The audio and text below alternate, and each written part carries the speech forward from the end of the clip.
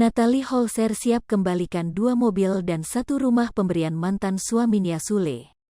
Sebab Natalie Holzer merasa aset-aset itu kini jadi bahan omongan netizen. Jadi kalau masalah itu diributkan silahkan ambil kembali, kata Natalie Holzer. Sebelumnya Natalie Holzer buka suara terkait harta Gana Gini yang ia terima seusai bercerai Sule. Natalie Holzer merasa perlu bicara soal harta Gana Gini perceraiannya dengan Sule setelah publik mempertanyakan dan menganggapnya hanya meminta harta dari orang tua Rizky Febian ini. Bahkan uang 25 juta rupiah yang disebut untuk keperluan sang anak Azam memang diberikan langsung dari Sule. Natalie Holzer menegaskan jika dia tidak meminta uang tersebut. Harta dan uang nafkah itu justru ditentukan Sule mantan suaminya lah yang memberikan nominal itu kepada Azam.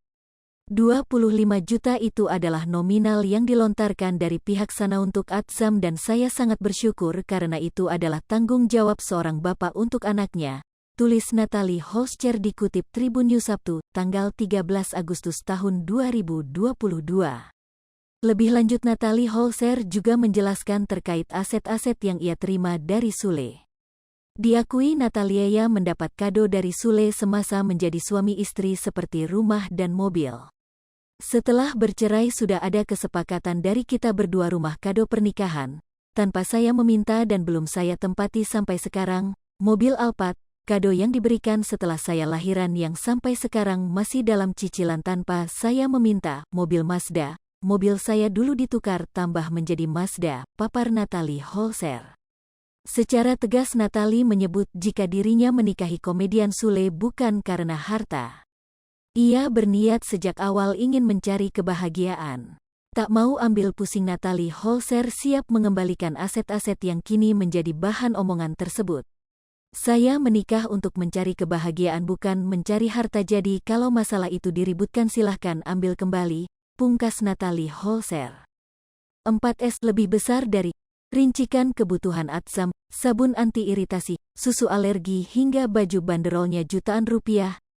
Saat menerima uang 25 juta rupiah untuk nafkah anaknya Azam dari Sule, Natalie pun menjelas perincian apa-apa saja yang harus diberikan untuk buah hatinya. Susunya susu anti-alergi Rp800.000 per kaleng, ucap Natalie Holzer di akun Instagramnya dikutip tribunnews.com, Jumat, tanggal 12 Agustus tahun 2022. Terus baju anakku satu baju paling kecil harganya 2 juta rupiah ke atas, sabun Azam, sabun anti-iritasi, sepatu Azam satunya 10 juta rupiah, bebernya.